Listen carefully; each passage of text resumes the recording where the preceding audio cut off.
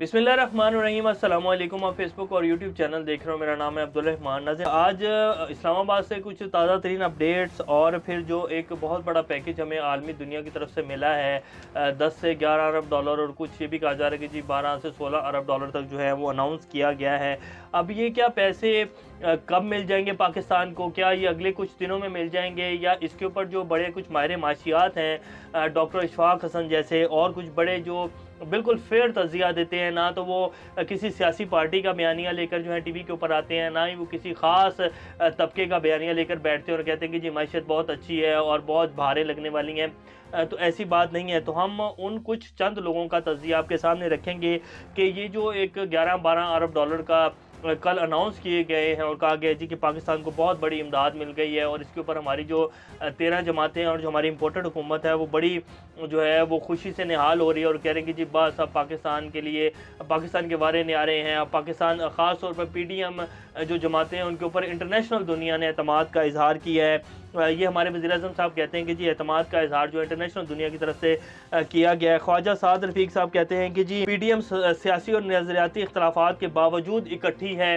फिर कमर जमान कहरा साहब कहते हैं कि बिलावल भुट्टो नौजवान लीडर हैं, इसके विजन पर नौजवानों को अमल करना चाहिए, इमरान खान की बातों में नहीं आना चाहिए। बिलावल जब तक हुकूमत में है मुल्क डिफ़ॉल्ट नहीं कर सकता है।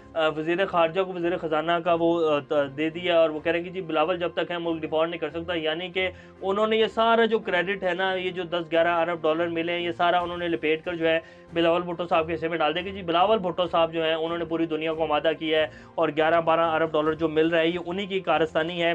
तो अब ये जो इतना बड़ा एक पैकेज अनाउंस किया गया है ना, अब नून लीग चाह रही है कि ये हमारे हिस्से में है, कि ये हमने पाकिस्तान के लिए लिया है और पीपल्स पार्टी चाह रही है कि नहीं जी ये तो सारा बिलावल भुट्टो साहब ने किया है। ये नून लीग का कहाँ कर सकते हैं, शहबाज शरीफ साहब कैसे कर सकते हैं? तो अब ये जो है इस तरह की बयानियाँ जो है वो चल रहा है। लेकिन ये क्या हमें मिल जाएगा अगले 1-2 माह में, 3 माह में?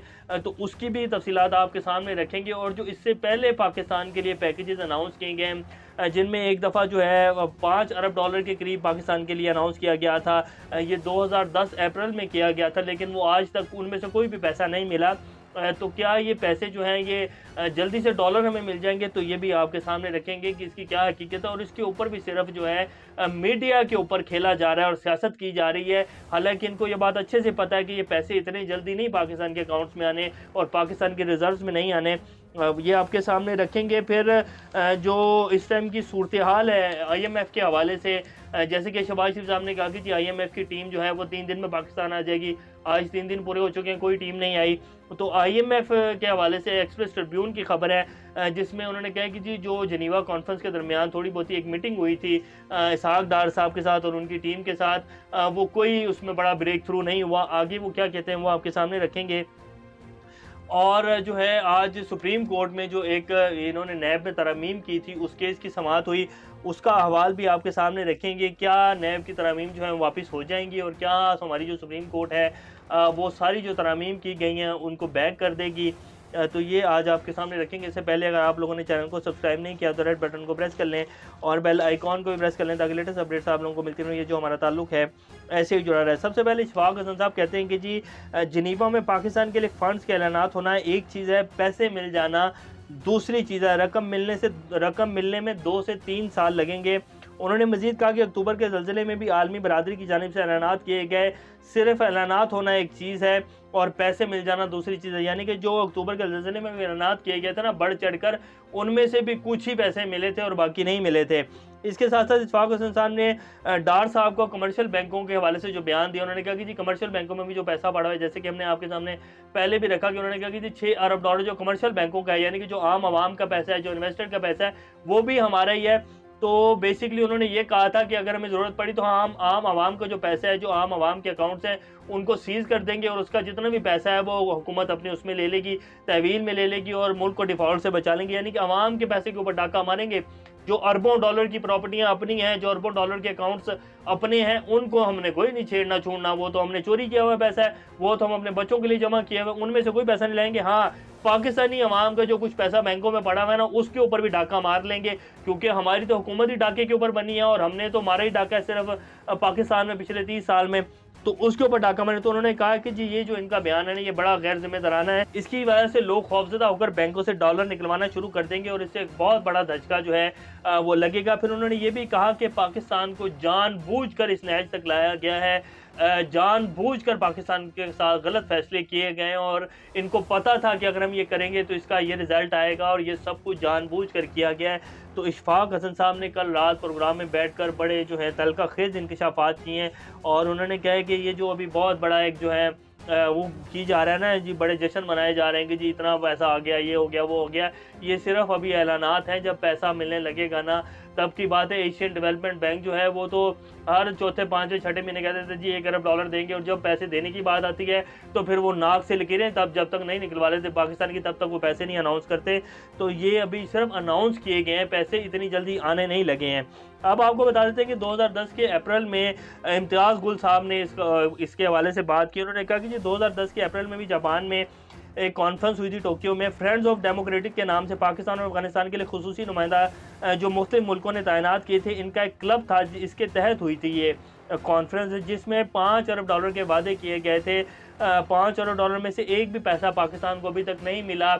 और जब पाकिस्तान के उस टाइम के वज़ीर ख़ज़ाना शौकत तरीन साहब थे और वज़ीर ख़ारजा हिना रब्बानी खर साहिबा थी, तो फिर इनको जब कहा गया कि जी आप जाएं, इन्होंने कुछ प्रोजेक्ट्स लिए, उनके ऊपर काम किया और उनकी कुछ रिपोर्ट्स बना कर लेके गए, तो उन्होंने इनकार कर दिया कि ये तो आप जो है ऐसे सरसरी सी रिपोर्ट बना कर ले आए और कोई इनमें इशारे भी बिल्कुल ठीक नहीं है, तो इसके ऊपर आपको पैसे नहीं मिलेंगे। फिर उन्होंने कहा कि चलें जी आप हमें सारे पैसे नहीं तो कुछ आधे पैसे दे दें। तो उन्होंने बाकायदा मजाक उड़ाया। उन्होंने कहा कि जी हमने जो ये आपके लिए पैसे अनाउंस किए थे, ये आपको ठोस प्रोजेक्ट्स लेके आए, बाकायदा मजबूत उनके ऊपर जो है काम करके लाएं, उनकी ओरिजिनल फिजिबिलिटी रिपोर्ट्स लाएं, फिर हम जो है आपको पैसे देंगे और किस्तों में देंगे। हम आपको ऐसे डायरेक्ट पैसों के ब्रीफ केस उठा के नहीं देने लगे हैं, तो ये बातें मत करें।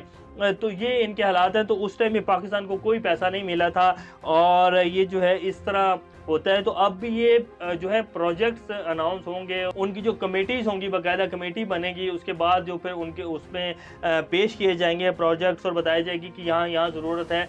तो फिर ये किस्तवार पैसे आएंगे और ये भी इतनी जल्दी नहीं आने लगे हैं। ये अभी बस जो है इसके ऊपर ढोल बजाए जा रहे हैं कि जी बहुत बड़ी कारनामा मार दिया है और मौजें ही मौजें लग जाएंगी अब। तो ये इतनी जल्दी मौजें नहीं लगने लगी हैं। अब आपके सामने रख देते हैं कि जी talks with IMF and without breakthrough. अब ये ट्रिब्यून की खबर होने की जी जहाँ उन्होंने कहा है कि जी जो जिनीवा में टॉक्स हुई हैं उनमें कोई बड़ा ब्रेक थ्रू नहीं हुआ, सिर्फ एक मामूली सी मुलाकात थी और IMF ने जो है अपना पॉजिटिव गेस्चर दिखाया है। क्योंकि जब ये सारी तफसीलात रखी गई कि पाकिस्तान में बहुत बड़ी तबाही आई है सैलाब की वजह से, पाकिस्तान अभी अपनी आवाम के ऊपर इतना बोझ नहीं डाल सकता, तो एक पॉजिटिव जो है वो इमेज बिल्डिंग हुई है IMF के साथ, लेकिन कोई बड़ा ब्रेक थ्रू नहीं हुआ है। Pakistan and the IMF did not announces in their talks on Monday a breakthrough in their talks on Monday as was evident from the fact that no date was announced for the missions, the side terming their first face-to-face meeting in 4 months positive। कि ये 4 माह के बाद एक पहली meeting हुई है और ये पॉजिटिव जो है एक फ़ेस टू फेस मीटिंग थी और कोई बड़ा ब्रेक थ्रू नहीं हो सका और ना ही कोई डेट अनाउंस की गई है। और शहबाज शरीफ साहब जो कह रहे थे कि जी 3 दिन में टीम आ रही है, तो उन्होंने उसका भी इनकार कर दिया कि जी कोई हमारा डेट वेट का नहीं फाइनल हुआ था और ना ही हमने कहा था कि जी हम आ रहे हैं और हम 3 दिन बाद आ जाएंगे। अभी हम सोच रहे हैं और अभी हम देख रहे हैं। और आपने जो अभी तक पुरानी आपकी कारकर्दगी है और इसहाक डार साहब ने जो आकर तीर चलाए हैं, जो कारनामे दिखाए हैं, अभी हम उनको देख रहे हैं, उसके बाद हम आएंगे और फिर देखेंगे। तो अभी हमारा कोई प्लान नहीं है। तो ये हमारे जो वज़ीर-ए-आज़म साहब है ये सिर्फ टोपियाँ बना रहे हैं आवाम को कि जी आ रही है IMF की टीम और ये हो जाएगा और वो हो जाएगा। तो ये इस टाइम की जी सूरत हाल है। अब आपके सामने रख देते हैं कि जो उधर सुप्रीम कोर्ट में आज एक बड़ी समाअत हुई है, जो इन्होंने नैब में तरमीम की हैं, उसके हवाले से सुप्रीम कोर्ट अब क्या करने जा रही है, तो वो समाअत आपके सामने रखते हैं।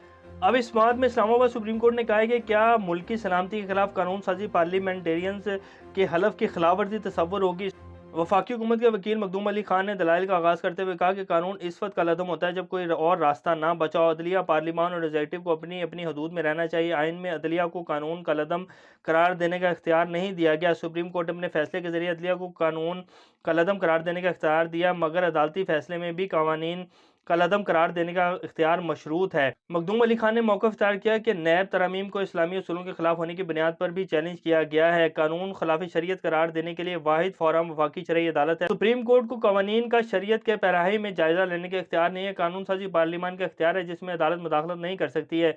चीफ जस्टिस पाकिस्तान ने पूछा कि कानून मंजूर करने के लिए पार्लियामेंट में वोटिंग के वक्त मौजूद मेंबरान की अददी तादाद होनी चाहिए। नैब कानून में तरमीम मंजूर करते वक्त कितने मेंबरान हाजिर थे? वकील मखदूम अली खान ने कहा कि आज तक कोई कानून इस बुनियाद पर कलअदम नहीं हुआ कि इसे अक्सरियती मेंबरान ने मंजूर नहीं किया। जस्टिस एजाजुल हसन ने इस्तफसार किया कि मेंबरान पार्लियामेंट के हलफ में ये भी है कि वो तमाम फैसले मुल्की सलामती, तरक्की व बेहतरी के लिए करेंगे। क्या मुल्की सलामती, तरक्की और बेहतरी के बरखिलाफ कानून साजी मेंबरान पार्लियामेंट के हलफ की खिलाफवर्जी तसव्वुर होगी? वकील मखदूम अली खान ने जवाब दिया कि कोई अदालत मेंबरान पार्लियामेंट की नीयत का तयन नहीं कर सकती। मेंबरान पार्लियामेंट की मंजूर शुदा कानून साजी मुल्की सलामती, तरक्की और बेहतरी के हक में ही तसव्वुर होती है।